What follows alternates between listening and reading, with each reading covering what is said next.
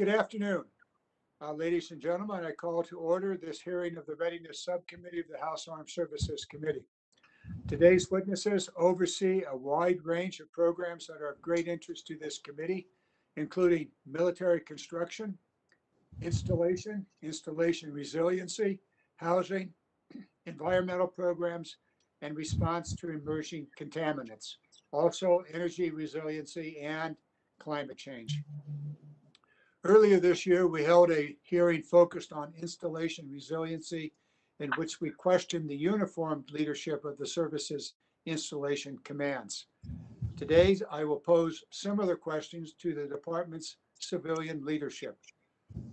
What are you doing to ensure our installations are resilient to the specific hazards that they face, be there increasingly frequently storm events, droughts, wildfire, flooding, sea level rise, pandemics, cybersecurity? How are you incorporating climate change adaptation measures to ensure long-range resiliency of our nation's installations and to ensure taxpayers get their full benefit of the military construction investments? Are you incorporating new materials that are more resilient in your construction? Does your installation master planning incorporate microgrids, environmental charging infrastructure? That's an EV charging infrastructure, and the ability to island in the event of natural or man-made grid disruptions. Getting the answers to these questions correct is not just about addressing climate change, but about ensuring that our installations can continue to perform their critical missions without disruption. In addition to resiliency, this subcommittee has put considerable focus in the past few years on privatized housing for both military families. I assure you that we will continue until all the service members have high quality places to live, free from environmental hazards and chronic maintenance problems. However, privatized housing is not the only place where our service members live. Most of our junior enlisted service members live in barracks or dormitories. Through chronic neglect, these buildings have been allowed to fall into disrepair and create substandard living spaces for service members. We know that these poor quality living conditions contribute to poor retention. The Army announced a $10 billion plan to overhaul substandard barracks by the end of fiscal year 2030. Yet, only one barrack appeared on the President's budget request for Army military construction. In 2020, the Army announced that people were its top priority, but it seems the Army actually meant that people were their top unfunded priority. Lip service is simply not enough. With that said, at least the Army has publicly acknowledged the deficiencies in their barrack facilities. I have seen no similar statements from the other military departments. Yet I know that similar rates of barracks and dormitories in poor conditions and failing conditions exist within the Navy and the Air Force. I also look forward to hearing about the witnesses' budget request in support of their environmental programs. In particular, I'm surprised to see that the President's budget request for environmental restoration funds, the money used to conduct environmental cleanup, were down considerably from fiscal year 21 enactment amounts. With thousands of cleanup sites across the country, 698 of which are installations with known or suspected releases of AFFF and potential PFASs contaminating the surrounding communities, I'm surprised by the lack of emphasis on environmental programs. However, with the 2024 AFFF phase out looming, the department must be increasing its efforts to address PFASs and not putting them on the back burner. With that said, I'd like to turn to our ranking member, Congressman Doug Lamborn of Colorado, for any remarks you may have. Thank you, Chairman Garamendi. I'd like to welcome our witnesses here today to discuss their fiscal year 2022 budget requests for military construction environmental and energy programs, as well as base and facility accounts. Over the past several months, this subcommittee has held focused hearings on many of the core issues within these accounts. It remains clear that the services are struggling to prioritize important investments in our aging and failing infrastructure. That is one of the reasons I am a strong advocate for a higher top line. We cannot continue kicking the can down the road. I look forward to hearing from OSD and the services about what they are doing to address degraded facilities. Years of deferred maintenance have made facilities inefficient, have negatively impacted readiness and retention, and left us exposed to extreme weather events. Deferred maintenance is also bad business and a waste of taxpayer dollars. In fact, federal disaster mitigation efforts can save up to $6 for every one spent. I'm particularly concerned with our organic industrial base and facilities and utilities that were built in many cases over 50 years ago. The Navy has a particularly acute problem in this area. The GAO has assessed that all 4 public shipyards are in poor or failing condition, with too few functional dry docks. The recent Navy disclosure of a Portsmouth Naval Shipyard dry dock cost growth from $750 million to almost $2 billion does not engender faith that the Navy has completely bound the overall cost of this essential Navy repair capability. As to ranges, we still have a myriad of problems that appear to be unfocused. Despite the increased emphasis on our nation's hypersonic shortfalls, for instance, I am concerned about the department's ability to adequately test hypersonic weapons. Clearly, range limitations will impede DoD's ability to adequately develop this capability.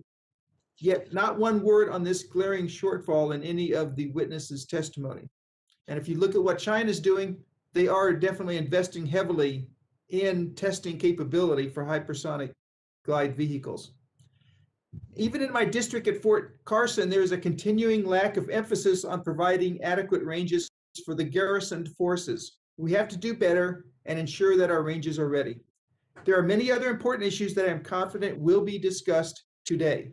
All services must remain focused on the privatized military housing projects. Given the recent troubles and prolonged implementation of the Tenants' Bill of Rights, oversight is critical. The services testing, cleanup, and replacement efforts related to PFAS and AFFF is another issue with bipartisan attention. The services must do a better job preventing accidental releases, of which there seem to be too many, as well as finding a suitable replacement for AFFF. With much competition for dollars in this year's budget, I want to emphasize the need for good investments that can starve off the need for additional resources down the road. I again want to thank today's witnesses, and I look forward to our discussion. Mr. Chairman, I yield back. Thank you, Mr. Lamborn. We'll now turn to the witnesses, and I'd like to welcome them to this hearing. They are all gathered together in some office building, I suspect at the office at the Department of Defense. The first time for them to get together, so we got them all in one place at one time. We have Mr. Paul Kramer performing the duties of Assistant Secretary of Defense for Energy, Installation, Environment, Office of the Secretary of Defense. And then I will introduce the others in order. So, well, let's go here. Mr. Jack Sharash, Acting Assistant Secretary of the Army for Energy Installations and Environment, Department of the Army. Mr. Todd Schaefer, Acting Assistant Secretary of Navy for Energy Installations and Environment, Department of the Navy. And Ms. Jennifer Miller, Acting Assistant Secretary of the Air Force for Energy Installations and Environment, Department of Air Force. So with that, Mr. Kramer, if you would like to begin. Thank you. Chairman Garamendi, Ranking Member Lamborn, distinguished members of the subcommittee. On behalf of myself and my service colleagues, thank you for the opportunity to present the President's fiscal year 2020 budget request for the Department's energy, installations, and environment programs. I will highlight a few key areas. Our 2022 budget request supports our efforts to address mission requirements, ensure service members have a safe and resilient place to live and work, and also begins to address resilience challenges. We are requesting $26.1 billion for military construction and sustainment, restoration, and modernization funding to address critical mission requirements and life, health, and safety concerns within our current fiscal environment. This funding will be used to replace, restore, and modernize enduring facilities to enhance their resilience to climate events and promotes elimination of excess and obsolete facilities.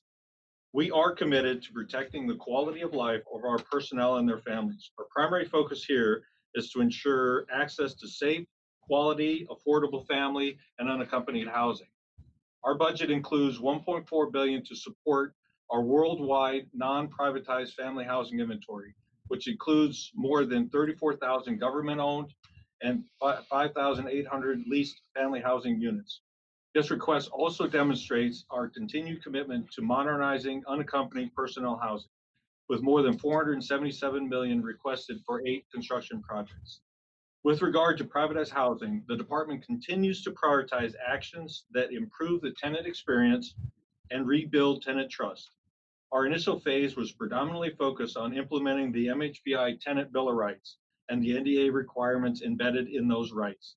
The department has issued all policy guidance necessary to implement all rights at all MHBI housing projects. With few exceptions, all 18 tenant rights are now available. Our budget also requests approximately $3.6 billion for environmental programs, supporting activities ranging from managing critical habitat and avoiding training restrictions to addressing drinking water health advisories and making the best use of our cleanup dollars. Finally, the department depends on resilient installations. To prepare for peer competition, where even the homeland is contested, the department is addressing a change of technology, operational, and policy initiatives to enhance the use of energy in warfighting. To that end, we are requesting $4.3 billion in energy investments, including both installation energy and operational energy. This includes approximately $287 million for the Energy Resilience and Conservation Investment Program, or ERSIP, a significant increase over last year's request to reflect the significance of risks to energy systems. We appreciate Congress and this subcommittee's continued support as we work together to provide the best possible support for our soldiers, sailors, airmen, Marines, Guardians, and their families. I look forward to your questions. Mr. Kramer, thank you very much. Let's now turn to the Army and Mr. Jack Ross. Thank you very much, Mr. Chairman. Ranking Member Lamborn, members of the subcommittee, on behalf of the soldiers, families, and civilians of the United States Army, thank you for the opportunity to discuss the Army's FY22 budget request. The request works to address the challenges the Army faces in privatized housing and barracks while at the same time working to increase the climate resilience of our infrastructure. While we face a challenging task, we are making measurable and continuous progress in a challenging budget environment. We have developed and are executing complementary strategies that inform our actions. The Army Installations Strategy supports the Army People Strategy and the Army Modernization Strategy, and together encompass our efforts in taking care of people, strengthening readiness and resilience, modernizing and innovating, and promoting stewardship. As you know, housing has been a key focus area. Our soldiers and their families deserve high-quality, safe housing. Our focus is on fixing the privatized housing issues brought to light in 2018, while at the same time working with the privatized companies to strengthen the long-term financial health of the housing portfolio. We are conducting 100% quality assurance inspections on change of occupancy and on all life, health, and safety maintenance work orders. The Army fully implemented all 18 Tenant Bill of Rights at the majority of our 44 installations. We will execute the remaining 3 tenant rights at 8 installations by the end of the summer.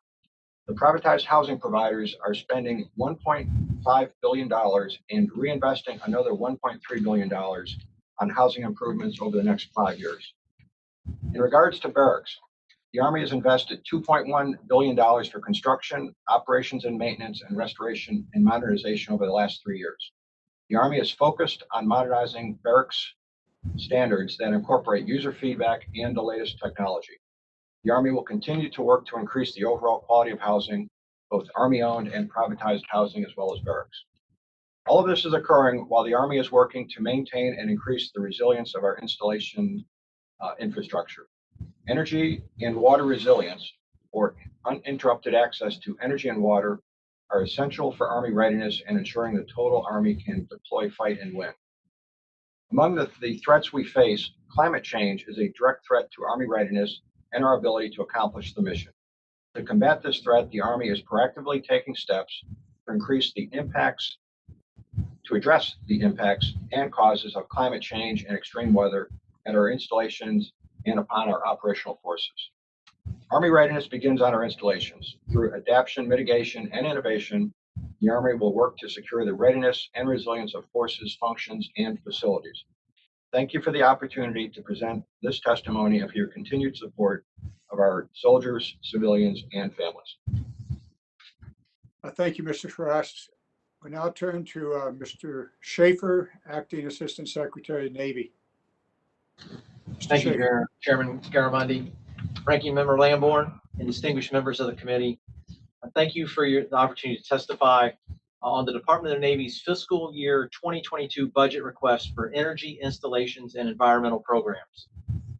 The Department of the Navy appreciates the committee's continued support of Navy and Marine Corps installations. These installations directly enable the lethality and warfighting readiness of our maritime forces. The Department of the Navy's military construction request for 2022 includes $2.3 billion for 29 projects that invest in new platforms and technology, as well as replace and modernize an aging infrastructure. 8 construction projects support the relocation of our Marine Corps forces from Okinawa to Guam.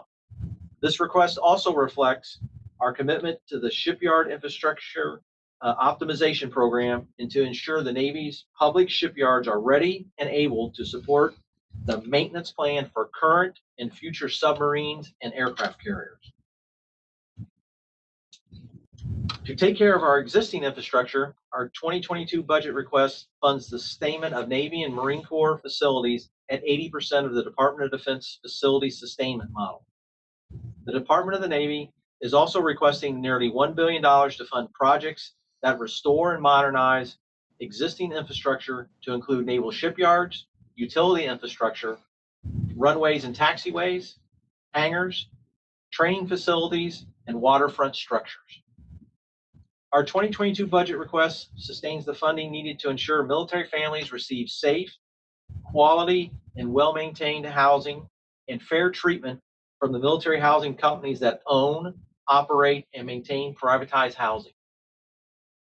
Over the past 2 years, all levels of leadership across the Department of the Navy have been laser focused on improving the privatization housing experience for sailors, Marines, and their families.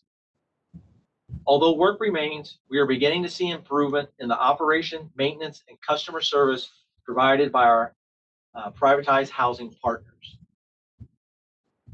Navy and Marine Corps installations face threats from natural disasters and climate change, as well as risks to energy, water supplies, and industrial cyber control systems. Our 2022 budget request continues the Department of the Navy's commitment to installation resiliency and treats it as a cross-cutting consideration integrated into all of our installation planning. We also included in our environmental conservation and restoration, our facility design and construction, and in all of our decision-making processes. Finally, we appreciate this committee's continued attention and the urgent need to modernize the Navy's premier aviation training range, the Fallon Range Training Complex in Nevada. The Department of the Navy remains committed to working closely with tribal governments, environmental organizations, the state, county, and local community, and the Department of Interior to develop a solution that meets the desires of all stakeholders while providing our warfighters a range complex that meets their critical training and readiness needs. As directed by the fiscal year 2021 National Defense Authorization Act, the Department of the Navy has collaborated with the Secretary of Interior to establish the Fallon Range Training Complex Intergovernmental Executive Committee to obtain views of stakeholders on Fallon Range Training Complex modernization and information related to management of natural and cultural resources on the range. Thank you for the opportunity to provide this opening statement. We look forward to the continued support and attention of this subcommittee, and I'm ready to address your questions. Thank you. Thank you, Mr. Schaefer. We now turn to Ms. Miller, Assistant Secretary of the Air Force, Energy Installations, Environment. Chairman Garamendi and Ranking Member Lambourne and distinguished members of the committee, thank you for the opportunity to testify today. I'm here with you to review the status of our installation and energy priorities to ensure the Department of the Air Force continues to provide installations as power projection platforms in support of the National Defense Strategy.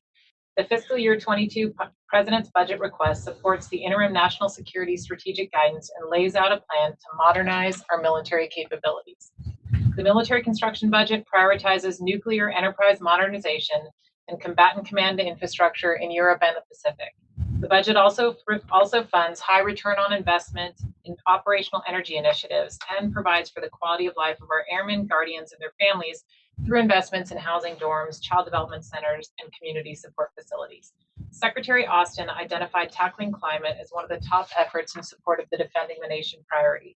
Changing climate and severe weather events are a continual threat to our installations. Over the past several years, the department has seen firsthand the impacts climate and severe weather can have on our installations.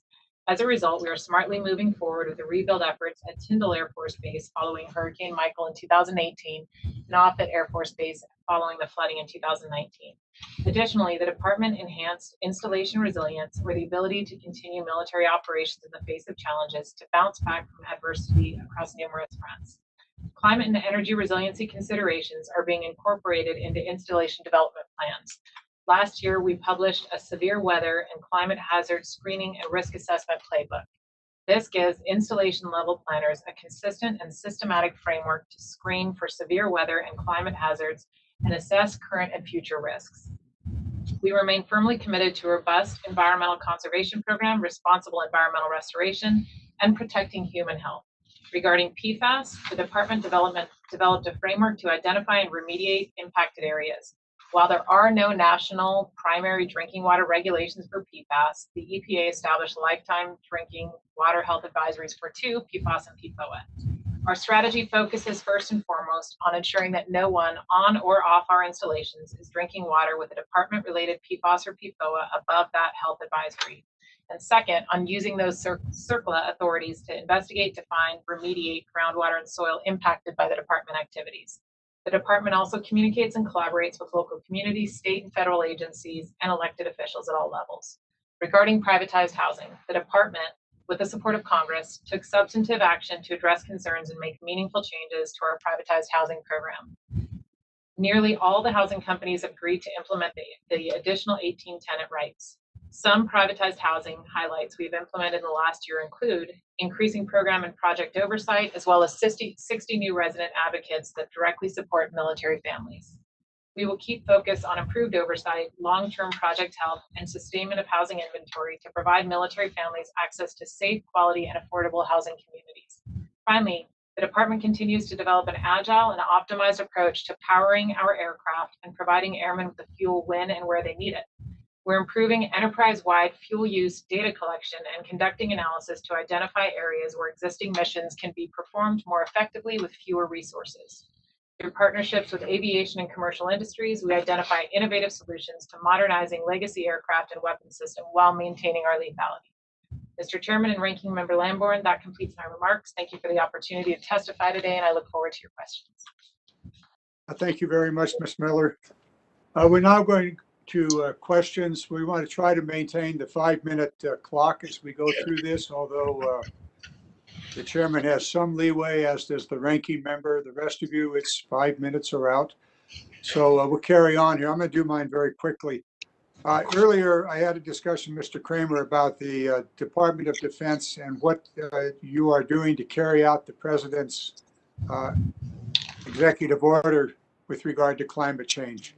Could you speak to us about what the department, the Secretary of Defense office, and then the various departments are doing to carry out that instruction at the department, that all federal agencies aggressively address the climate change challenge?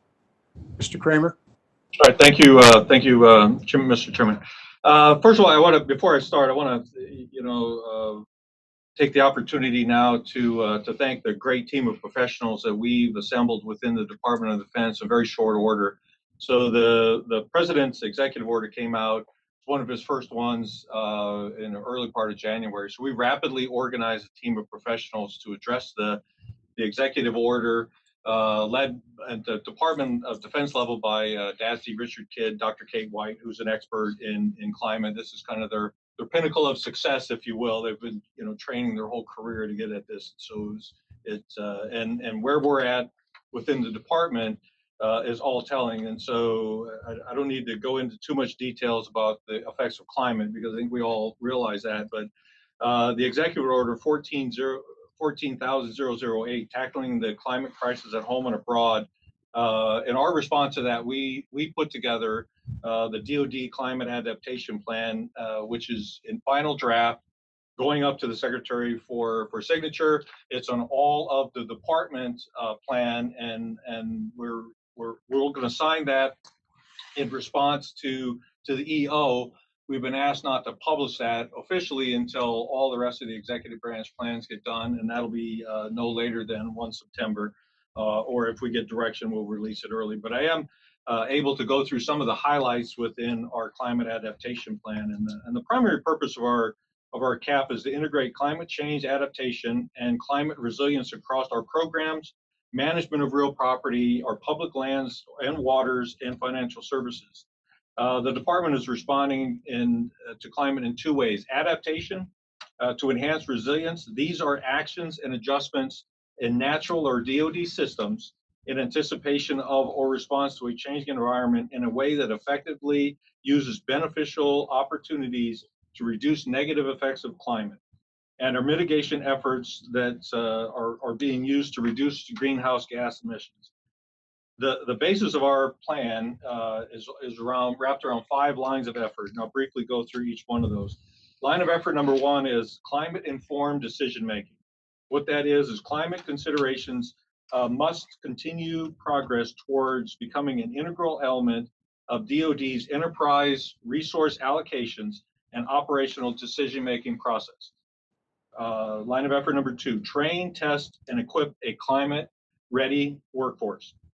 This LOE will help shape the department's efforts across activities related to developing, acquiring, fielding, and sustaining equipment and services. Line of effort number 3, resilient, built, and natural infrastructure. Built and natural infrastructure are both necessary for successful mission preparedness and readiness. Built infrastructure serves as the staging platform for the department's national defense and humanitarian missions. Natural infrastructure supports military combat readiness by providing realistic operational testing to combat environments and conditions. Line of effort number 4, supply chain resilience and innovation. A climate resilient supply chain is one in which the department has ensured that key suppliers and industries can still operate while impacted by climate change with uninterrupted access to key supplies, materials, chemicals, and services. Line of effort number 5, enhance adaptation and resilience through collaboration. The department will build unity of effort and mission across DoD components to exploit lessons learned and economies of scale and integrate that into existing DoD missions, not as a subset from that. And I will turn it over to my colleagues if they want to amplify any of those. Let's stay with this. We'll go with the amplification from each of the departments, and then we'll turn to Mr. Lamborn.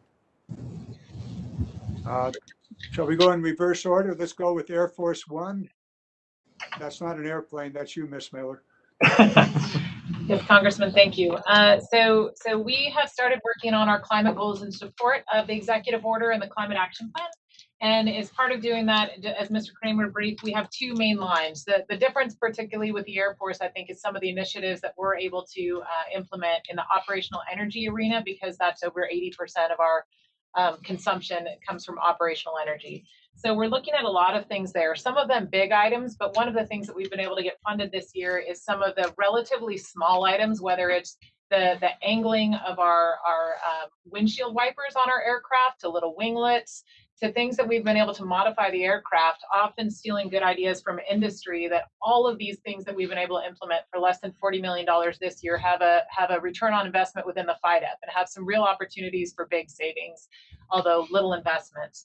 Some of the other areas that we're looking at with mitigation for our installations includes things like, reducing the footprint, increased demolition, trying to look at with new telework policies, is there a way to reduce the requirements when we're building new? In our acquisition policies, being able to leverage the existing infrastructure and consider that as part of our acquisition. And then some of the things that we can do with a climate literate workforce, including climate in all of our considerations. On the adaptation piece, the installation energy plan. So we're well on our way to that. And by the end of next year, we'll have 75% of our major energy consuming installations complete. We will work those into our installation development plans, and then some real good work that's been done with the pull the plug exercises. We have three more on the books. We've had great success so far and support from our leadership in doing that to try to determine where we have some installation energy vulnerabilities and water vulnerabilities that then lead to where we invest our resources and prioritize our resource to get after those vulnerabilities. I know I've probably already taken too much time, sir. Happy to answer any additional questions on those, or I can turn it over to my service counterparts. Let's go to the Navy. Thank you, Mr. Chairman. Climate resiliency, environmental issues, these are very important to us. As we're following a lead from the Department of Defense, we too are working on our climate change issues. It's a national security concern for us. And as we're working through this, we think about sea level rise for a lot of our installations that are on coastal areas.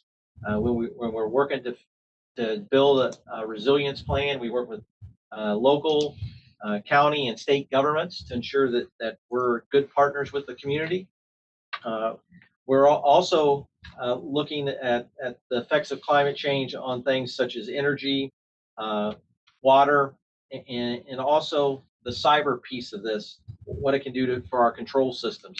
My colleague from the Air Force mentioned that they had run some black start exercises where we actually disconnect the base from the electric grid. We have done that out at Marine Corps Air Station Miramar. We've actually done that twice, and where we've turned the commercial power off there. And by the use of a microgrid and 11 megawatts on-site energy capability, we were able to support the 100 plus critical mission facilities for 14 plus days. So we are certainly taking advantage of providing energy security for things that may happen from a climate environment. And another example is that in August of 2020, during the heat wave out in California, we actually used our microgrid to prevent rolling brownouts in the California area there at Miramar. So clearly climate is a big deal for us. We're prioritizing into all the actions we do, and we're doing that to build climate resiliency into all of our infrastructure. So that includes our master planning, our development, our design and construction, and then also it's in all of our decision-making processes, just as the Secretary of Defense has directed that we need to consider climate issues in all of our processes and decision-making. Thank you very much, and we'll end with the Army and then turn to Mr. Lamborn. Thank you, Mr. Chairman. So along the lines of what you just heard, what the Army is doing is, of course, working very closely with the Office of the Secretary of Defense and our sister services with respect to all things climate change. What we've chosen to do in the Army is, starting in late February, we have put together a climate change working group. This is an across the Army effort because we really see climate change having a big effect on the operating forces of the Army, training, deployment, employment of operating forces, and the need for such, as well as very obvious implications on our installation side. So the road we're on is we will have a climate change strategy that the Secretary of the Army will release probably within 60 days or so, and then we'll have a very detailed climate change action plan that will lay out a multi-year effort that covers everything with respect to the operating forces and installations that the Army is going to attempt to do so.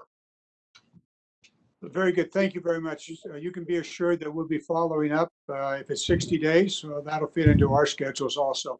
In any case, this is extremely important in every way. We last year called it conservation, energy conservation, and the like. We'll follow up with more detail from you and from us.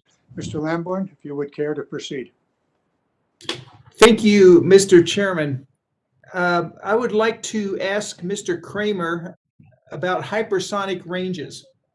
Our nation is late in developing adequate hypersonic weapons, but is starting to expand our industrial base to support a near-term hypersonic capability, but we do have a glaring shortfall in range capabilities.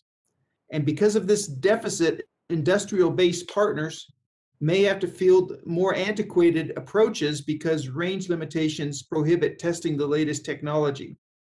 Do you share this concern, and do you have any solutions going forward, Mr. Kramer? Congressman, I do share that concern, and we've had some conversations within the department on how we're going to achieve the maximum range of the hypersonic systems. I do not have any solutions that we'll talk to here, but I'm glad to have the folks get on your calendar and come down and sit down and kind of go through what those possible solutions would look like. Okay, let's do that, because I don't want to continue losing ground to China and in Russia on this important issue. Mr. Suresh, the Pinyon Canyon Range near Fort Carson has a multitude of existing limitations, including utility easements and airspace limitations. Does the Army have a plan to address these limitations, and can you explain any corrections that you are anticipating? Sir, I'm aware that we are working on this. I don't have the details at my fingertips, but I'll be happy to follow up with you on that, sir. Okay, thank you. Ms. Miller, with the transfer of installations from the Air Force to the new Space Force, there will be a corresponding shift in how these installations support the space mission.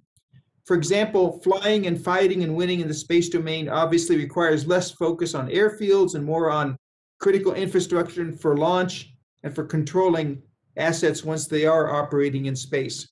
So my question is, to what extent has the Space Force developed standards and measures for assessing the readiness of its critical infrastructure systems? So, Congressman, thanks for that question. We're actually going to be supporting within the Department of the Air Force the space installations from a secretariat, and many of the functions that our A4 logistics engineering staff performs now will be continued to be performed by the secretariat, and many of those functions by the air staff. So a lot of the prioritization, the support, the assessments will be done in the same way. It will be fairly transparent.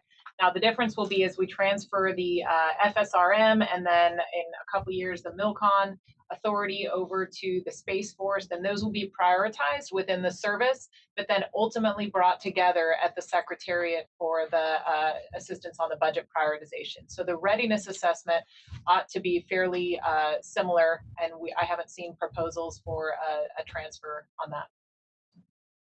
Okay, thank you for that update. And are the Space Force missions being reported for readiness on the Defense Readiness Reporting System? If you, maybe I didn't catch that, but yeah, for the system itself, what's the status there?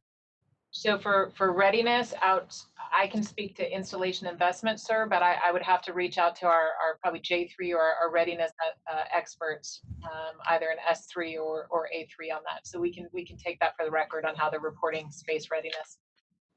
Okay, thank you. Please, yeah, please let us know on that one.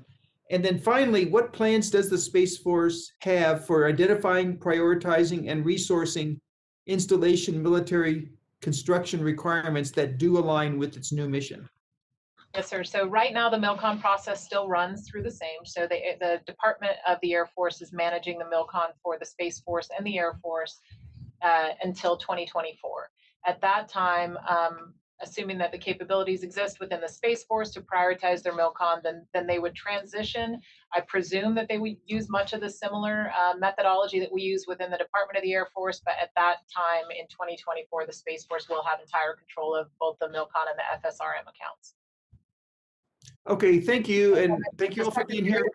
Oh, sorry, sir. Oh, I was just, if you have something else to say, please finish. Otherwise, I was gonna transition back. Yeah, so we will still consolidate for both the Space Force and the Air Force within the Department of the Air Force for the policy guidance, the budgetary oversight, et cetera. So there still will be the consolidating and review function by the Secretariat for both departments. Okay, thank you, and thank you all for being here. Mr. Chairman, I yield back. Thank you, Mr. Lamborn. The gavel order is, well, let me find it here. Mr. Courtney, Mr. Wilson, and then we will have more beyond that. I'll make an announcement as soon as I get the order. So, Mr. Courtney, you're up. Great. Thank you, Mr. Chairman, and thank you to the witnesses for being here today. We had a subcommittee hearing not too long ago about the chronic sort of delays in terms of turning around ship repairs and submarine repairs, particularly the attack submarines, which the public yards have really struggled in terms of finding capacity to get those platforms turned around and back out in deployment. Mr. Schaefer, you mentioned on page 2 of your testimony the shipyard infrastructure optimization plan, SIOP, which was established in 2018. Looking at the actual numbers, which were in the budget for real construction, the Navy requested $250 million for dry dock at Portsmouth and $156 million for dry dock improvements at the Ford class aircraft carrier at Norfolk. And that's it. And I mean, looking at the SIOP plan, which was about $21 billion of work, it seems like we're just really moving at a snail's pace. At the same time that, many of us in our committee has been pushing to expand the size of the Navy's fleet. We've still got a lot of, aging ships out there. Is this enough for us to really achieve the goal of SIOP, which, even CNO has been coming out before us and talking about the, critical piece of the spectrum in terms of the Navy's ability to get ships and submarines out there. This seems really like a meager request for the scale of the need that's out there for SIOP. Rev. Courtney, you certainly hit on a very important program for the Department of the Navy and our ability to generate ready forces. Our SIOP plan is a long-term plan, as you probably know, that's going to go over multiple years and be multiple billions of dollars at the end.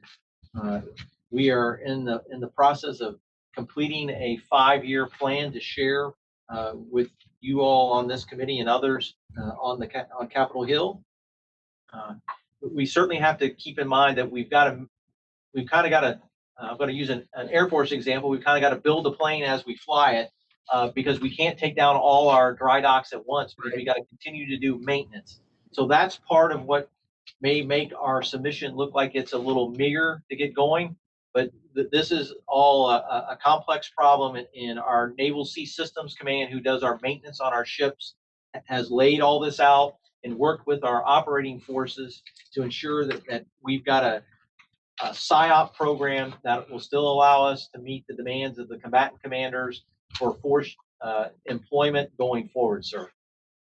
Great. Well, I mean, the good news is I think you have a lot of support on this subcommittee for SIOP. I mean, I think, it took a while for people to sort of recognize, how critical this is. But now I think the interest is sky high. And, as soon as we can get that multi-year sort of view of what the plan is, I think, frankly, it'll increase people's comfort level. So, we certainly anxiously await that analysis. And thank you for your answer. And with that, I'll yield back.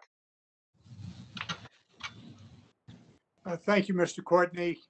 I have repeatedly asked for not the 20-year plan, but what are you going to do in the next 5 years? I'm not going to badger you further today, but guaranteed I'll badger you again tomorrow and the day after that until I get that 5-year plan.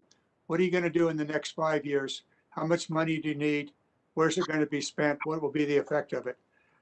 So I'll just let it go at that. Now, Mr. Wilson, it's your turn.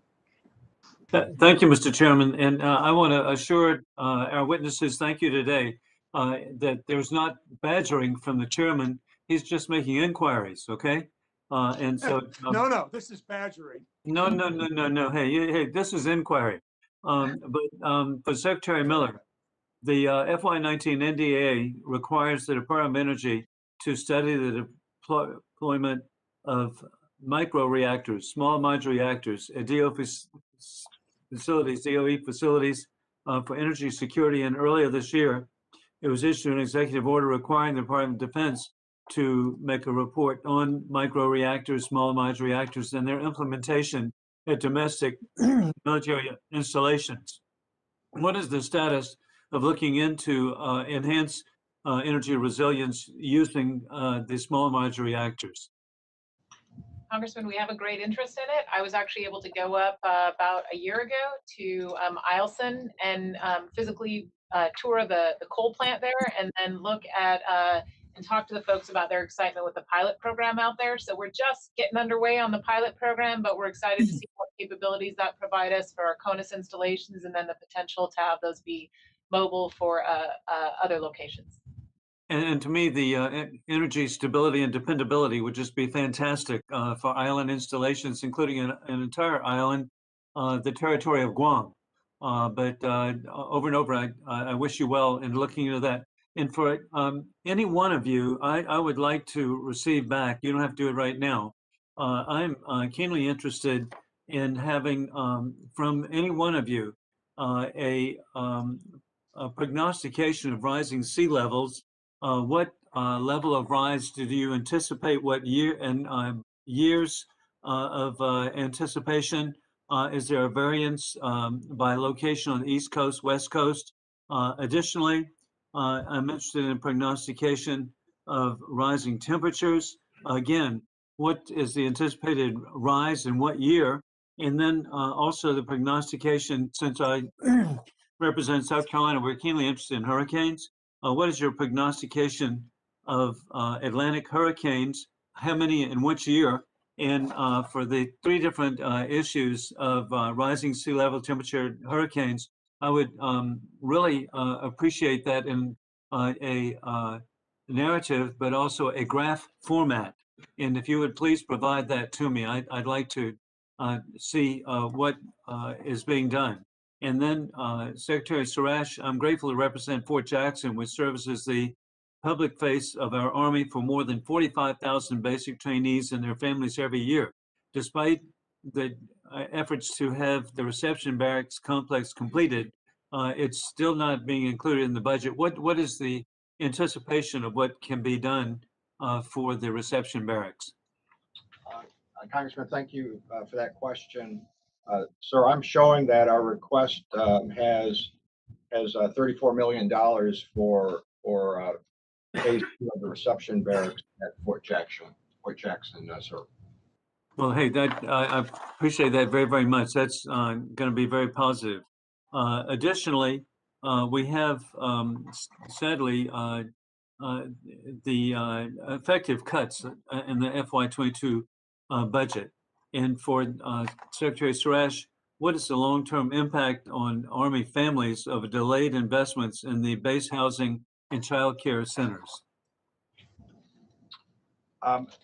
Sir, we've got a real focus on housing and child care centers. I think we're moving along fairly smartly. With respect to child development centers, we were not able to include any child development centers in the military construction portion of the bill. Over the next 10 years, we're looking to invest in about 21 additional child development centers. And I think that's going to provide about 4,500 spaces. And through the restoration and modernization program, about 10,500, again, over the next 10 years, sir. Well, okay, thank you again for your efforts. And back again on the different graphs as to rising sea level temperature, hurricanes. If you could get that to Drew Kennedy in my office, I would really appreciate it. 1436 Longworth House Office Building. That would be very helpful. I'd love to see those graphs as soon as possible so that we can get prepared. Thank you, and Mr. Chairman, I yield back. Thank you very much, Mr. Wilson. Your inquiries were well put. Now, the gavel order going forward. Let's see here.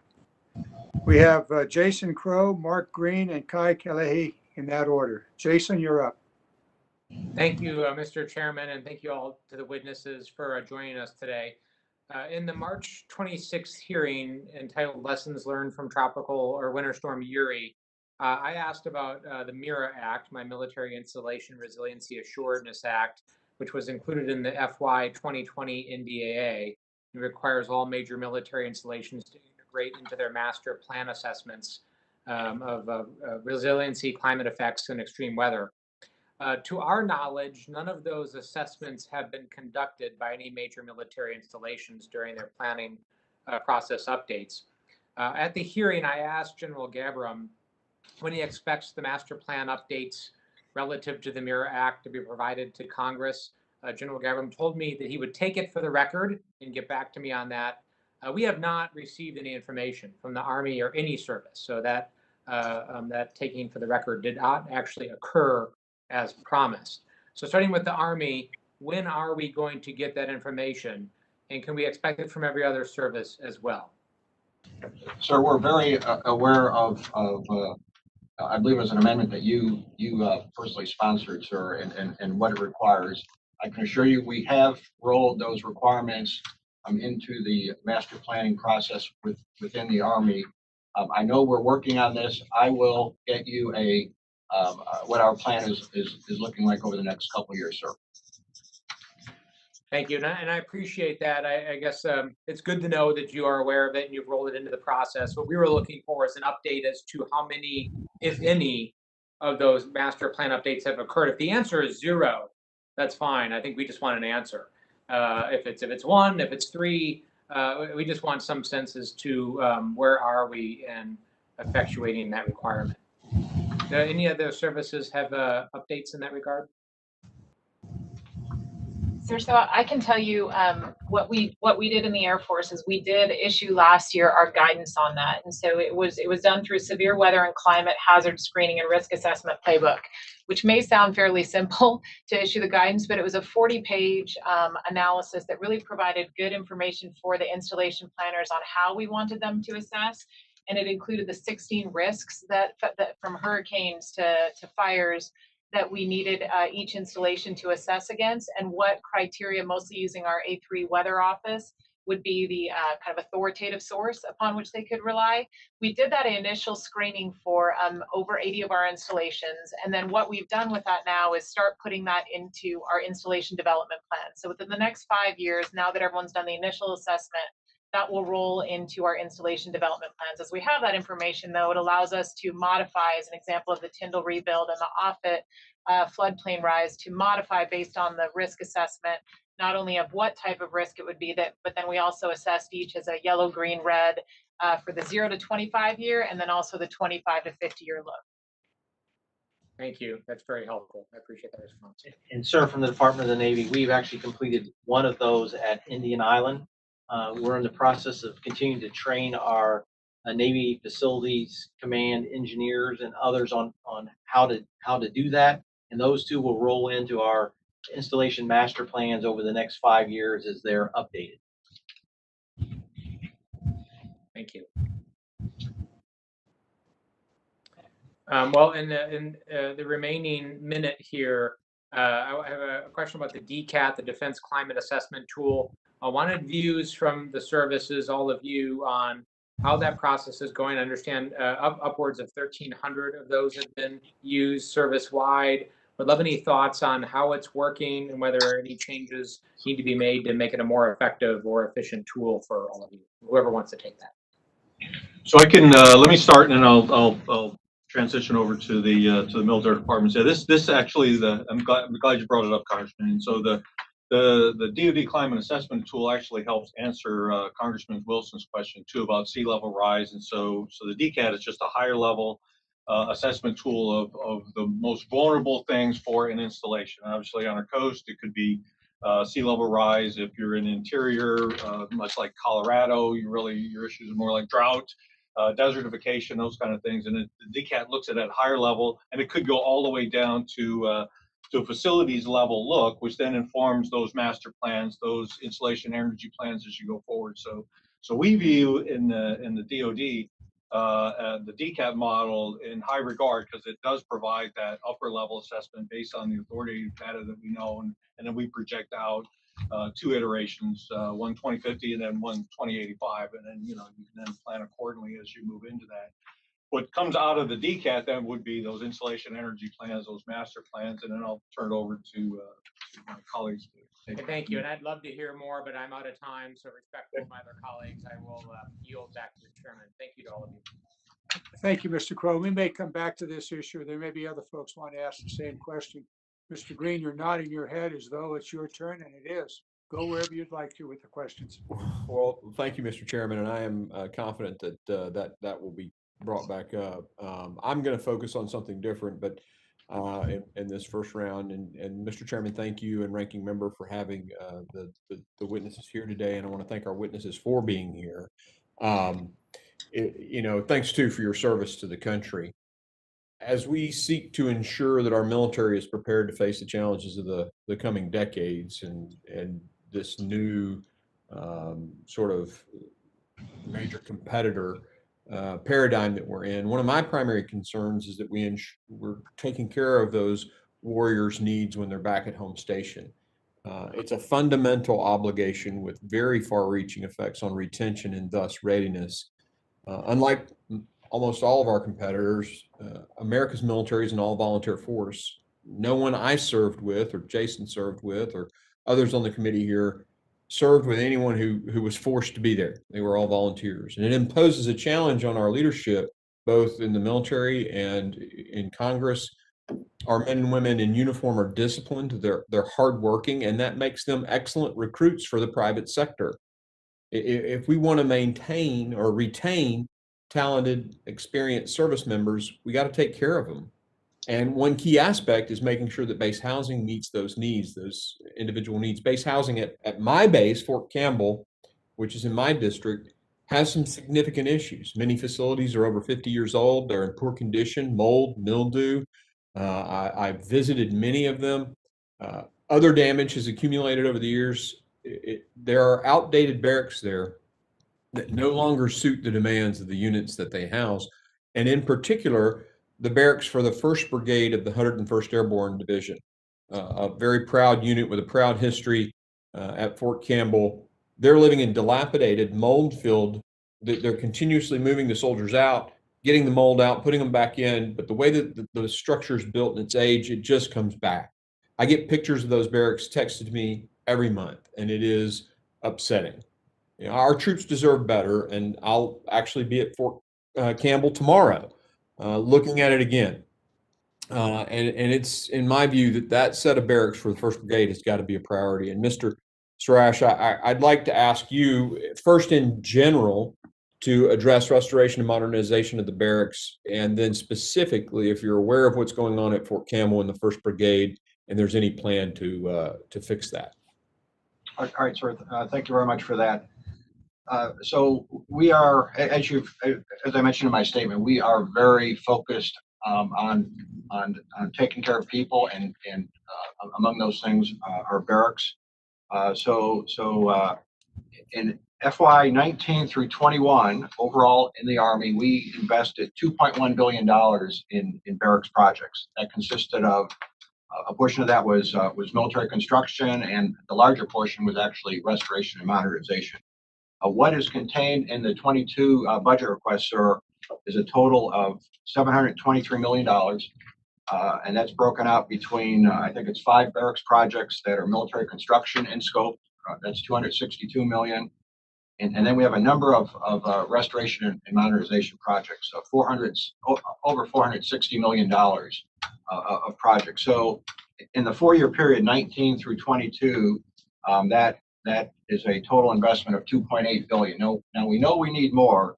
So the Chief of Staff of the Army is required to submit an unfunded list, and he chose to include 13 additional barracks valued at over $500 million in his unfunded request, along with the 22 budget. Anything specific to the 1st Brigade of the 101st? Congressman, on that, I do not know the details, but I will into that and get back to you, sir. Yeah, but please, one of the things that we do our best to be bipartisan on this committee, but I'm looking at the spending elsewhere in this administration, a 16% increase in non-DoD spending. My colleagues on the other side of the aisle and in the other side of the building are talking about now another $3.4 trillion on infrastructure stuff and climate stuff. It doesn't seem like there's any barriers to spending money. And yet overall, we got a $4 billion real dollar decrease in the Defense Department, and we got soldiers living in barracks that are, mildewed. Now, I want some assurances that this is going to be a priority in this administration over the next several years. And somebody please tell me that this is going to be addressed. I mean, 460 million in projects, and I think you said a couple of billion over a few years is a drop in the bucket for the need. And in light of all the other money that's being spent by this administration, I'd like to see these soldiers taken care of. Congressman, I can speak on behalf of the Army. We're very focused on this. We would plan to invest approximately $10 billion over the next 10 years. And we're also at the initial stages of looking at what are there any policy changes that we can make that would maybe reduce that requirement, that would involve possibly some soldiers being able to live off installation. Our installations are very different. That might work in some installations. I don't believe. Sure, and unit missions will probably drive that too. I get that. I like that out of the box thinking. I need you guys clamoring to your boss saying, we got to take care of these guys. If we're going to spend 16% increase elsewhere, let's at least take care of these warriors who are going to fight to defend us. And that's really on your shoulders to go to your boss and make those demands. Mr. Chairman, I yield. Thank you. Thank you very much, Mr. Green. The recapture of the MILCON money that was sent to the border for border walls, that money is back in the Department of Defense now, at least a good portion of it. The question of how it's going to be used in the Department of Defense, I don't believe has been answered in the current budget. We're going to look at that in detail, since a lot of that or most of that money was MILCON money. It may very well be that this issue of housing on base could be a use of that money. We'll see. We're looking at it in detail. Mr. Green, you're interested, we'll follow through and see where it may be going. Seems to me if MILCON is MILCON and housing is MILCON and barracks are MILCON, maybe. Okay, we'll work on that. Thank you, Mr. Chairman. Let's see. Guy Kalehi, you're on. Hello, Mr. Chairman. Thank you so much. And for our testifiers today, I'm going to jump over to Hawaii's 2nd Congressional District and touch on UXOs and FUDs, formerly used defense sites. In particular, one, the Waikoloa Maneuver Area, covers approximately 220,000 acres on the northwest side of the island of Hawaii. This is an area used for extensive training and artillery practice during World War II. A portion of these lands fall under the Military Munitions Response Program. And although munitions continue to be discovered and cleared today, while those numbers fluctuate, about 29,000 acres have still not been cleared to date, or have been cleared to date, excuse me. The process from initial review to an actual cleanup award takes a very long time. There's additional frustration when a surface cleanup results in significant findings of UXO to warrant a subsurface cleanup, at least in areas where development or projects are planned. Extreme weather, including heavy rains and flooding, allows more UXOs to easily rise to the surface after a surface sweep. However, surface and subsurface cleanups are currently conducted as a separate process. This makes little sense when UXO teams are already on site and can easily initiate a subsurface clean up concurrently. So my question is for Mr. Siraj in the Army. Can you shed some light on why surface and subsurface cleanups of UXOs are not allowed to be undertaken concurrently? And would it make sense to allow concurrent surface and subsurface cleanups as a time-critical removal action, especially if it's in the interest of public safety and if the lands are being used for redevelopment for a future project?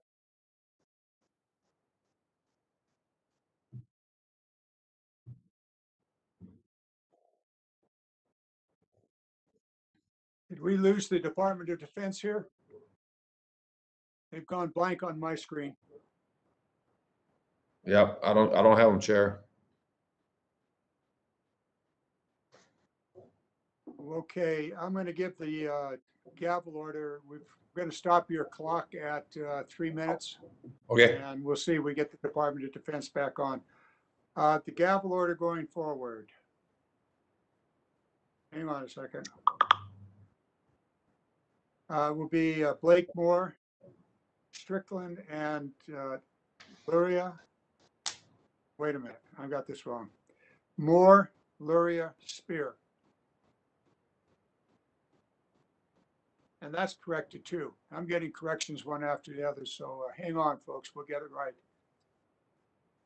Okay, it is Blake Moore, Strickland, Luria, and Spear. Okay, apparently that's when all of you got on the screen. Normally, this problem is a problem that is unique to me, and that is I depend upon AT&T fixed wireless. If you have any other option, take it. And I will continue to badmouth AT&T fixed wireless until something is done about it. Bringing us back to the infrastructure bill and rural broadband. You guys listening to my plea? Apparently not. Okay, we're going to stand by for a few moments, grab your coffee, or Elaine doesn't have any questions? What is that about?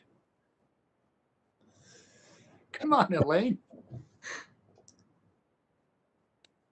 Okay, we'll see what's going on here. I have to say, I can't believe Elaine isn't.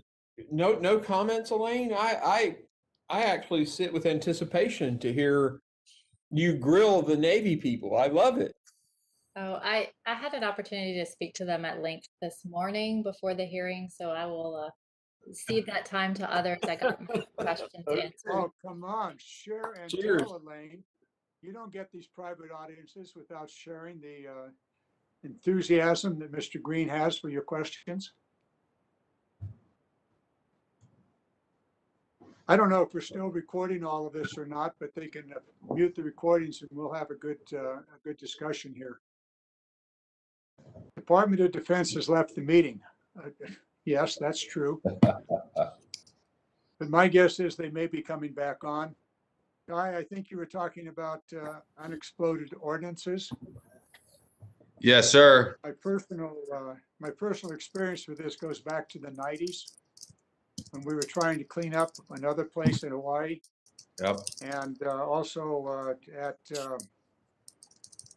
let's see, in the Monterey Bay and a few other places. I was at the Department of Interior. And most of that land reverted back to the department, and the Army or the military left the department with a big burden. Fortunately, there was a good law that came along and said, no, you guys get to continue to be responsible. So we'll see what happens here, Kai. Okay, no worries. We shall see. We should take this moment. Chairman, we should take this moment to let you know that the Army, Navy, Air Force, Marine, congressmen have all got a bet, and we all have to wear the winner of the Commander-in-Chief's trophies tie or scarf or brooch at the State of the Union this year. When did we find out what the attire is? Congressman, are you able to hear us through the microphone? December. Yeah, we got you back. We're just kind of talking about things that are important, like the Commander's Trophy. Hi, you're on. You want to finish up on your munitions issue? Yeah, you bet. So my question, I don't know where I cut So off. we have no audio. I don't know if you can hear us. We have no audio here, but we can see your video. So they're still trying to connect us. Well, then then you'll just please stand by. We do have your video. We've got your video. You don't have our audio. We've got video and audio from the department. I don't know in this room. I don't see one.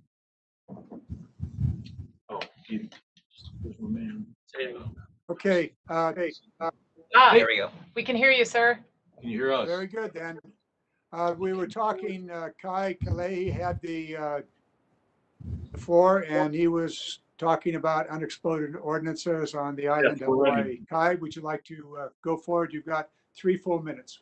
Okay, great. Yeah, I don't know where I left off, but my question was for the Army, Mr. Sarash, and that was asking a question about shedding light on why surface and subsurface cleanup of UXOs are not allowed to be undertaken concurrently. Would it make more sense to allow those surface and subsurface cleanups to be concurrently as time-critical removal actions, especially in the interest of public safety and if the lands are being utilized for redevelopment? Congressman, can you hear me okay? Yes, sir. Yes, sir. I totally agree with your statement, and I was able to check on this, and so it's my understanding that starting about 2 years ago, we actually moved to a process that allows concurrent surface and subsurface cleanup. At the Waikoloa, site that you mentioned. So I just want to assure you that we're prioritizing the work with respect to the priorities of the landowners and the planned redevelopment plans to our very best service. Okay, great. Let me jump over to the Air Force. Ms. Miller, for Bellows Air Force Base over in Waimanalo, there's been the Waimanalo Bay Recreation area is there. A big issue in the community is UXO fencing that have gone up. Fencing is cheaper than the cleanup, but this cuts off the community from traditional fishing grounds and things of that nature. And so I don't know how much you know about this. I don't expect you to know too much about it, but I'd love to get your commitment to work together with myself and the community members on finding a path for UXO cleanup at Bellows Air Force Station, and maybe get some updates from you on the issue. Yes, Congressman. I was actually out there on 4th of July and saw the beautiful area. I spent my family vacation out there on Bellows and know exactly the area you're talking about. So I asked my team to look into this a little bit. I know we I think 2 months ago had the Restoration Advisory Board that we'd looked at 4 COAs, and the initial COA that we proposed was to fence it off because of the cost associated with it. Understand the community's concerns, and I know we've received public input and are now taking comments working with the state. So we'll continue to do that. That's only a couple months old. Understanding that the Air Force chosen COA doesn't really support the needs of the community. So tracking that, and we will continue to work that, and I'll follow up with your office as soon as we have an update on whether or not we can pursue another COA. Okay, great. I got 22 seconds left. So let me jump to the Navy, Mr. Schaefer. UXO is starting to be discovered off the waters of Lanai. I know there was unexploded ordnance off of Molokini. Do you have any status updates on this UXO's risk assessment on the island of Lanai? And also working together with myself and the local community on it. Sir, I do not. We've got time to have answer to the take that question. to the record and get back to you. Okay. All right. Hey, thank you so much. And thank you, Chair. Sorry about the technical difficulties. Yeah, we're not blaming you on it. That's not your problem, Kai. All right. It was ours. There you go. The order going forward, Moore, Strickland, Spear. Lurius left, so Blake Moore. It's not my fault either, but if it's going to be somebody's, it's going to be Kai's. So we'll go with It's that. always the chairman's fault. Yeah. Thank you, everyone. Thank you, Chairman. Thank you for being here. I was pleased to see the robust increase in the FY22 MILCON budget. However, significant backlog of MILCON requirements means that many projects may never receive funding due to competing needs. It's a reality that I think all of us on this hearing will can recognize, and we'll all face it. I've seen firsthand the impact of deferred funding and facility and infrastructure investments at Hill Air Force Base in my district of Utah 1. Hill currently has a grouping of 66 buildings known as the 1200 series buildings that aren't fit to house the 4,000 DoD personnel found working in them. They were constructed over 80 years ago, initially built as ammunition warehouse space during World War II. Over the years, these buildings have been modified to house administrative functions and are in complete disrepair. These buildings not only lead to poor working conditions, but have contributed to recruiting challenges for programs at Hill, like GBSD and other really high profile, awesome projects that Hill gets to work on. But this has been a thorn in their side. This is something that was brought up to me during the campaign even. I was aware of this well before I even was in this role. This 1200 series is a significant issue. The DoD urgently needs to find a way to replace these facilities. A recent economic analysis indicated a potential savings of $400 million over 20 years if these facilities were demolished and replaced. The replacement of these facilities through MILCON would cost nearly $750, but realistically cannot compete with limited MILCON funding. That's where I bring in the reality, and where I'm sincerely hoping, and I will continue to push on this particular topic, of there are solutions, and they are based in our local economies and our local stakeholders wanting to engage. I'm proposing a provision in this year's NDAA that would expand the definition of installation support services in Title 10, Section 2679, that allows a local government to construct, manage, and operate a facility on or near military installation for a period of up to 10 years. Unfortunately, we've run into a scoring implication that has stymied this simple solution. This scoring issue is in the Congressional Budget Office. It considers such lease agreements. I won't get into the details of it, but it's a scoring implication when there's broader embrace from the local governments to help out in this regard. So my question for Ms. Miller is, can you commit to examining innovative financing options and working with OMB to facilitate local communities' desire to assist bases with their infrastructure and military construction needs? Congressman, yes. I would love to help tackle some of the scoring issues and have argued where it makes financial sense, understanding that we will continue to be scored to the extent that we have a long-term responsibility for the project funding. I know we have implemented some creative solutions at Hill, and in fact, the building I worked on, the Hill EUL, that's been really successful out there, a huge EUL as we continue to take down. I think we're in like site development lease 9 now, and working with MITA, which you guys have been probably the leader of any of the states and in that organization and the support that you've been able to provide. I think some other creative financing besides the enhanced use lease and continuing to use the revenue for that for demolition are things like intergovernmental support agreements, potentially extending the duration of those beyond the existing 10-year statutory authority to allow us to enter into sole source non-FAR service contracts with the local, state, and community. But our MILCON budget is tight. You know, we spend a third on COCOM requirements, a third on new mission MILCON, and then we have less than 20% left for the entirety of all of our existing infrastructure. Hill is getting one project that was part of the B21 in our FY22, so that's good news. But yes, we'll commit to continuing to work to tackle some of the scoring issues. And if my opening wasn't convincing enough, like I'm willing to dig into the details. Our team, full disposal of our military legislative aid. We're all in on this. The community is amazing in Utah, and we want to embrace as much as possible. So I'll just reiterate that here, and then as we continue to work together, we'd love to find solutions. There is a lot of options there, and again, I recognize the reality. So I'm not one to come out and ask, just recognizing those realities and trying to find solutions. The other question that I have, you already started talking about it, was just what other types of options might there be, doing things at a cheaper cost and accelerated timeline. I'll pause there. If you don't have anything else in response to that, I think my clock actually started a little bit late, and so I'll gladly yield back some of my time. But if there's any other suggestions or financing options, I'm open to hear it right now. So from the Air Force perspective, no, I think it is leveraging so that the MITA unique opportunity with the tax increment financing that they were able to do and may be able to do up at Park City, Deer Valley, that's state-specific legislation, which we very much appreciated. From a federal standpoint, other than extending the IGSA authority, The scoring would be great to get after, but I don't know that that can be addressed by statute, maybe by persuasion. So happy to partner with you on that, but I have no other creative solutions, sir. So you're right. You got scoring on both ends, CBO and OMB Circular A11. So there's a lot of folks have worked at. We'll continue to also work it from the department. Yeah, I appreciate your mention of EUL. It is a value proposition. It is a solid option that others could adopt as well. So if anybody ever wants to learn, she already mentioned Deer Valley. So anybody on the committee is welcome to come to Deer I Valley. get funding for it. We're on board. I would gladly accept a CODEL to my district and would be a gracious host. So thank you for those comments, Chairman. I'll yield back. Thank you, Mr. Moore. You raised the scoring issue. This is a problem in most everything we do. And frankly, the scoring, as you've described, your particular problem is found in everything in the government.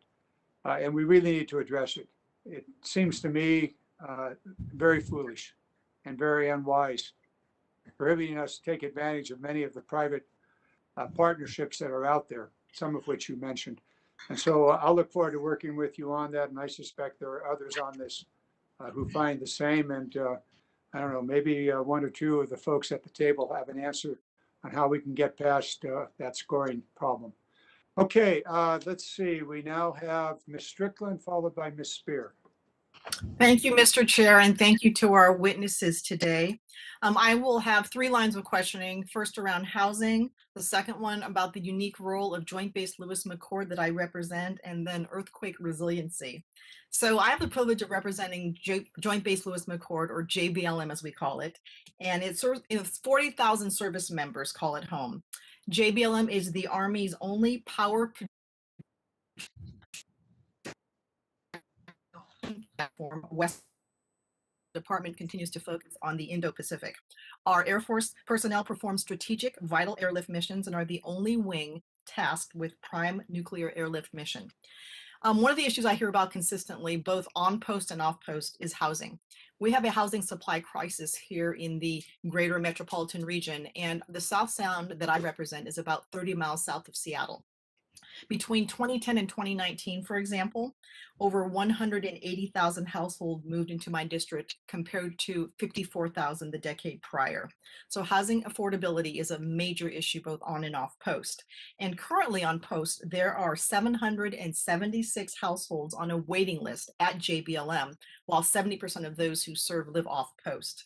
And so it's my understanding that even if all the houses on JBLM were fully renovated, there would still be a significant waiting list. So housing access is a huge readiness issue. It affects families, and we know it has to be addressed.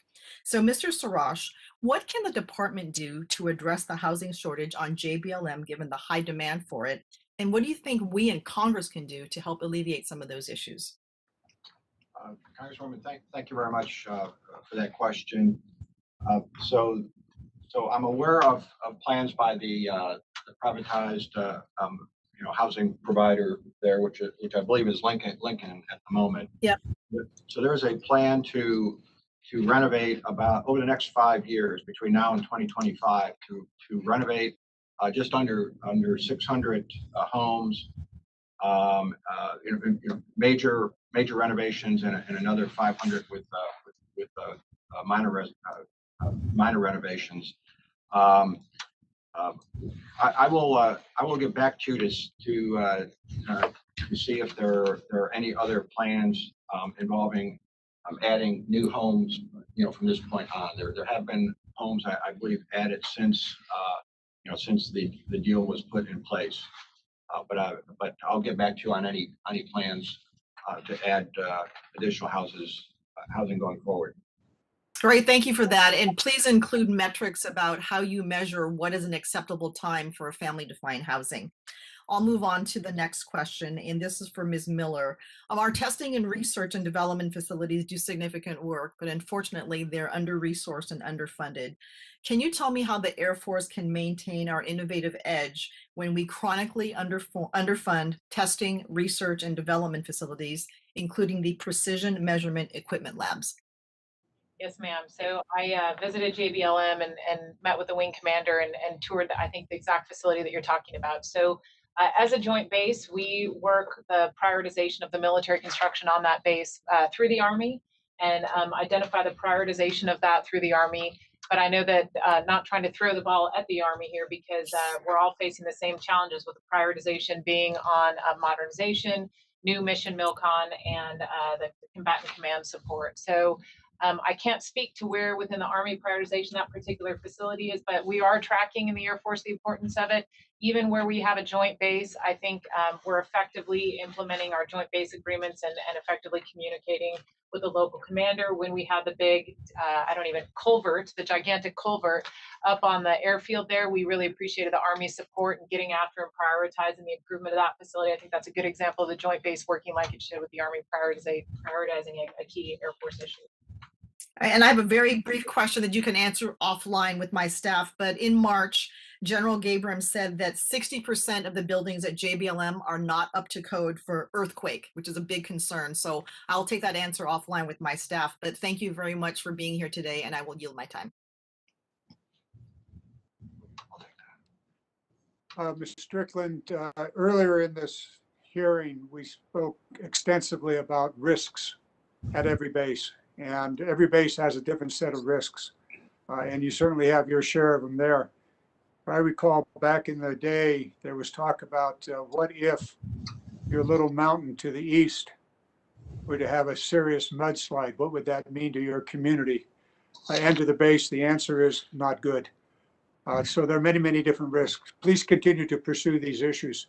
Now we go to Ms. Spear. And then we'll start a second round. So if you wanted to have a second round, please let the staff know. Jackie, your turn. Thank you. Can you, for some reason, my video has gone. Can you hear me? Yes, we can. All right. Thank you, Mr. Chairman. Thank you all for being here. I must say that there's great frustration by members on both the Republican and Democratic side in this hearing about the inability, for whatever reasons, for the military to beef up barracks, housing, and childcare. Mr. Surash, let me start with you.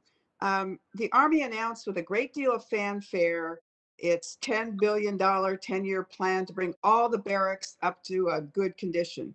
But in the budget for this year, you're only requesting $260 million. So, you know, there's a lot of talk, but the walk isn't there. So at $260 million a year, you're never going to meet that 10-year, $10 billion. And meanwhile, many of these barracks are really unacceptable. When we were at Fort Hood, a number of my colleagues on the Codell who have served in the military said they had never been in barracks that were as bad as some of those. So why didn't you request more funds for barracks? Congresswoman, thank you for that question. So between 19 and 21, ma'am, we invested $2.1 billion in barracks from both military construction as well as restoration and modernization.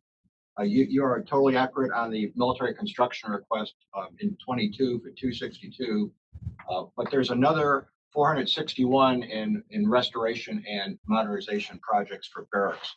So that will give us a total of about 720 million in 22. And then if we were to add up 19 through 22, that's 2.8 billion.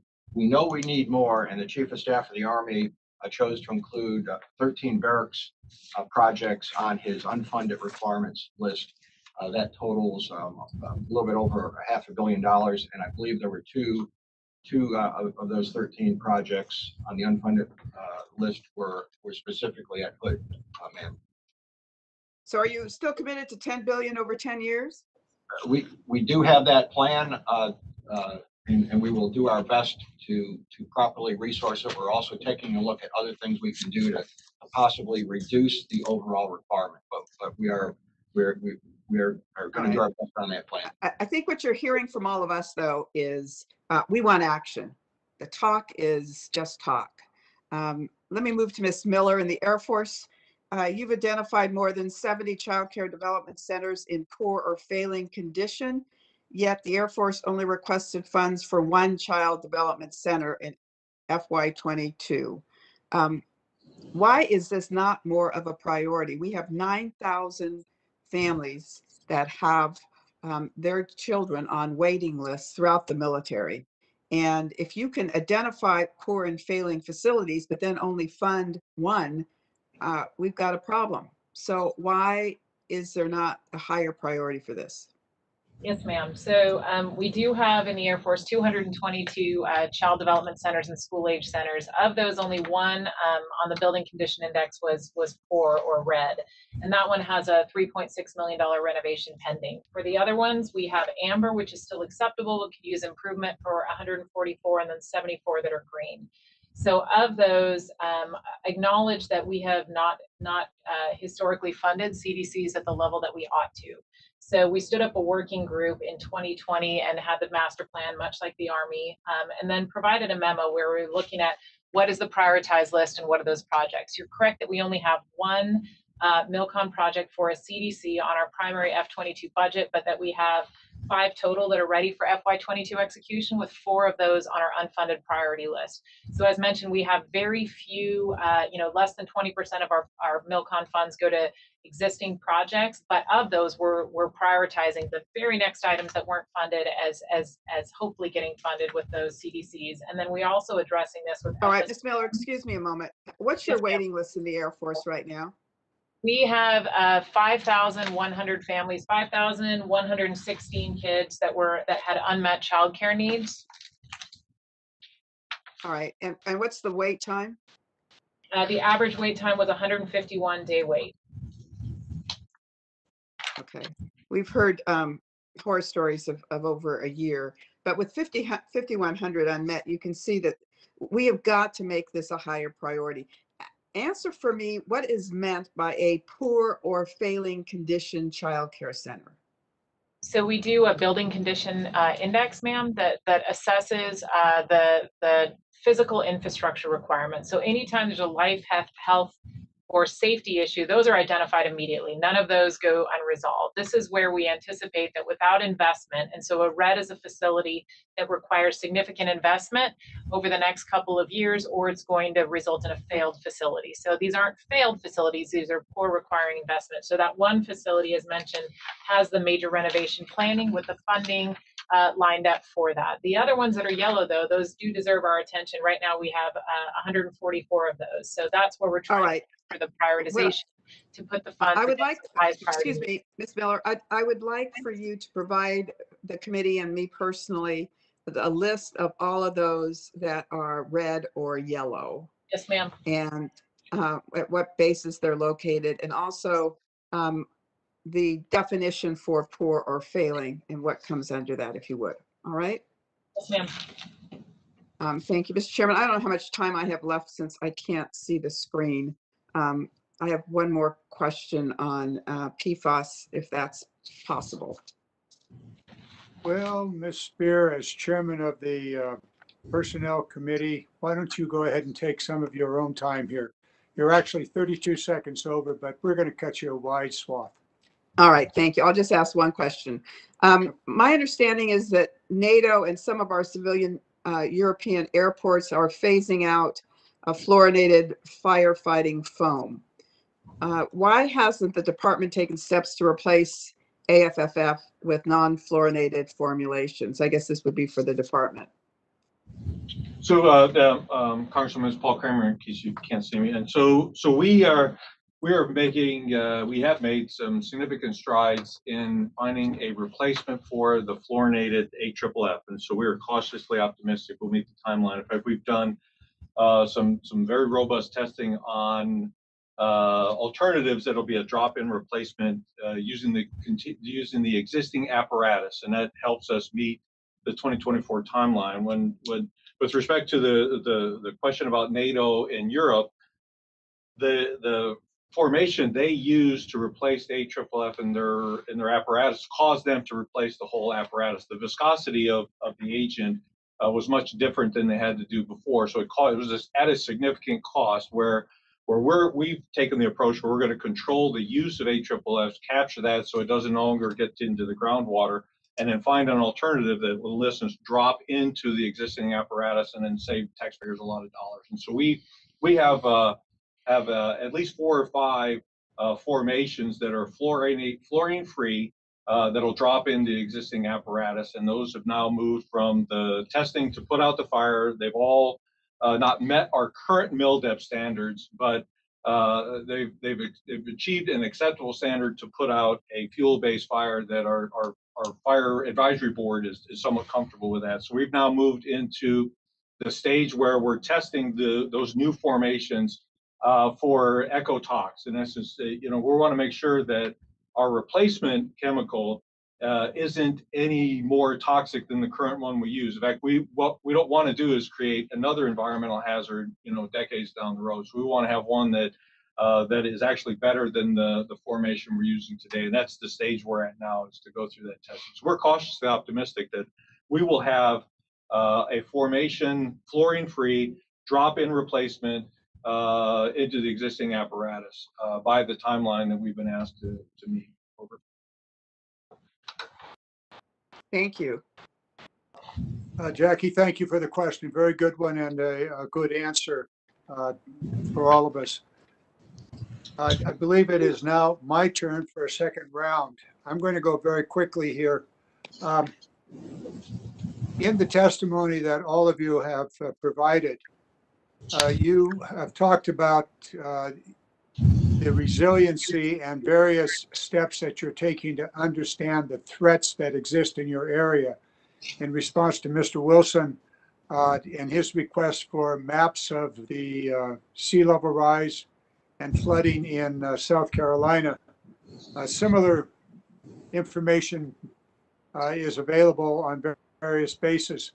What I would like to offer to the committee and ask of the witnesses here is a briefing sometime during the month of September in which those maps and information would be available to the committee members, the subcommittee as well as the full committee, so that we might all become aware of the threats that you need to meet in your resiliency requirements. So that if you would take a look at that at the department, think about how you might best inform us of these threats that exist out there. Ms. Strickland's interested in earthquakes, and I think the rest of us have our own backyard to care for. We'll do that. I offer that to the committee. We'll make that available with perhaps a week or two heads up so that you could be there. And we'll do that informally as a briefing. And nice of my staff to know about this ahead of time so that they now have 2.5 months to get it done, and for the department to prepare the maps and prepare the briefings for us. So we want to go over resiliency, and thank you. Mr. Chairman, if you don't mind, along that line, so DCAT is a web-based system, so we can actually go through the DCAT model for each one of the installations and the members, as opposed to printing maps. We could actually do an interactive discussion with them using the DCAT model, and we'll take that on and schedule it accordingly. Bring your big screen. Yes. I would like to do this for all of us so that all of us become aware of the extent of the problem. And then I'm quite certain that Mr. Blake and others, Kalehi and others, want to drill down and talk about meter by meter or inch by inch, as they should. So let's put that together. Let's look at September to put that together. Okay, I'm going to let my questions go at that point. We'll go back through this. Mr. Wilson, you'd be next. Thank you, Mr. Chairman. And indeed, I look forward to the hearings in September, whatever, and because I just have such an interest in working for the benefit of all. So, hey, thank you, Mr. Chairman, for having this, and just keep us informed. Thank you. I yield back. Thank you. I think the next would be Mr. Calais, Mr. Green. Excuse me, Mr. Calais, then Mr. Green.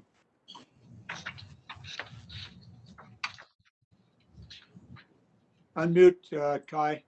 Oh, sorry, sir. I'm here. Okay. My next question is directed to OSD, and it has to do, you mentioned climate change and sea level rise, and my question is specific to the Runit Dome, the lagoon in the center of the atoll in the Republic of the Marshall Islands. As you all know, this is an area where we did extensive nuclear testing back in the 50s and 60s.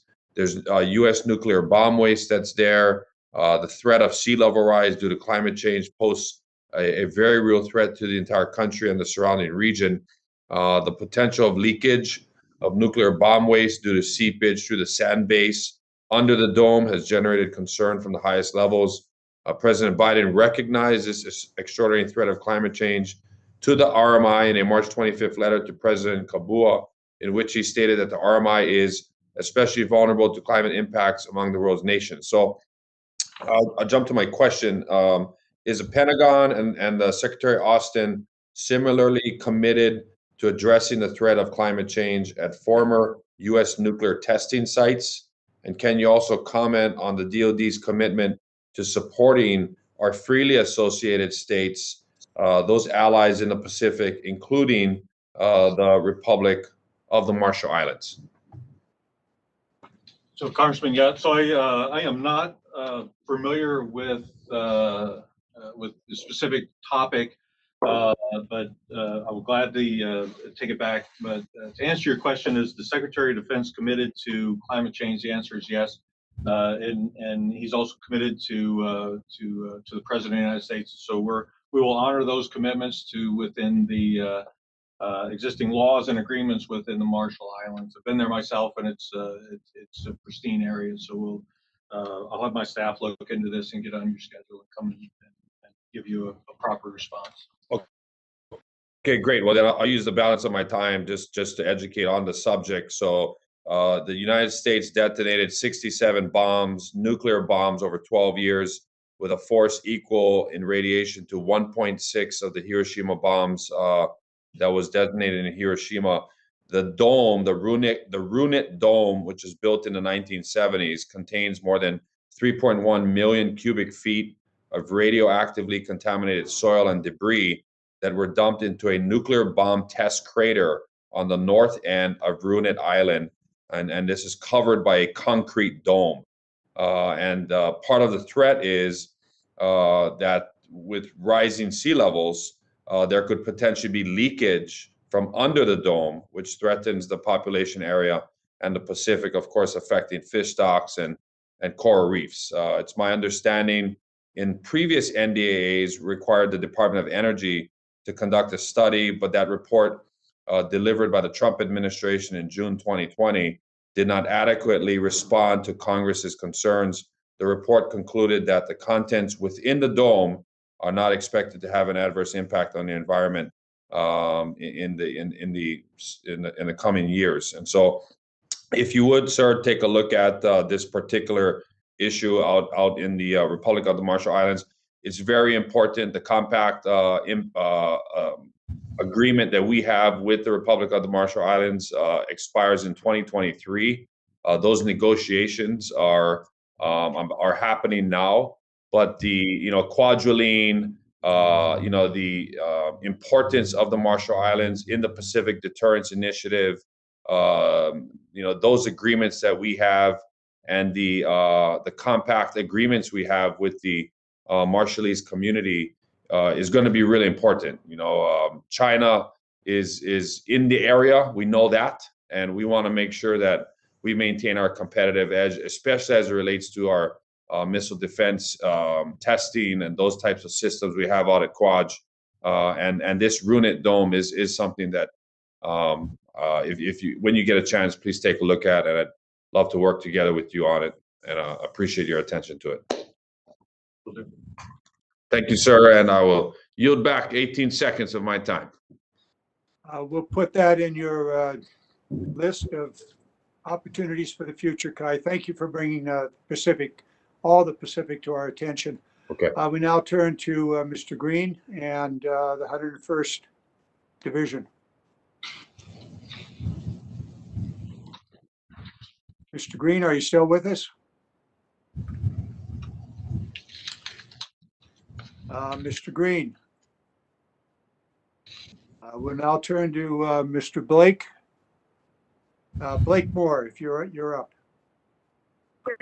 No, Mr. Gray says aye. Mr. no, Webb? thank you. I'm Mr. Webb? doing another markup at the moment anyway, so thank you. Votes aye. I'm not quite sure I understood that. Blake Moore, if you want to come on, I think Mr. Green is busy with another piece of work. Blake, you want to come on? Sorry, could you repeat that, Chairman? It's your turn, Blake Moore. Yeah, I will forego any more questioning. Thank you. I'm in the middle of another markup meeting at the time, so thank you all for being here. Okay, very good. Thank you for your participation. I believe we've run through all the members. Is that the case? Janine, any other members that are? I think we have gone through all of this. I want to end this with a big thank you to the 4 witnesses, not only for what you have done today in informing us, but really for your careers. All of you are career civil servants. Through the years, you have gathered incredible knowledge, not only in your about your current job, but about a variety of tasks that you've undertaken. And you've served this nation very well. And I know you'll continue to do that as the political appointees are eventually put in place. You'll provide them with the knowledge and information and the history that you carry with you. And so for all of you, thank you. I look forward to working with you in the days ahead. We have some significant challenges, many of which we've talked about today, but many more that are on the agenda but not yet discussed. So with that, I will call this hearing to adjourn, and thank you all. All right, thank you, Mr.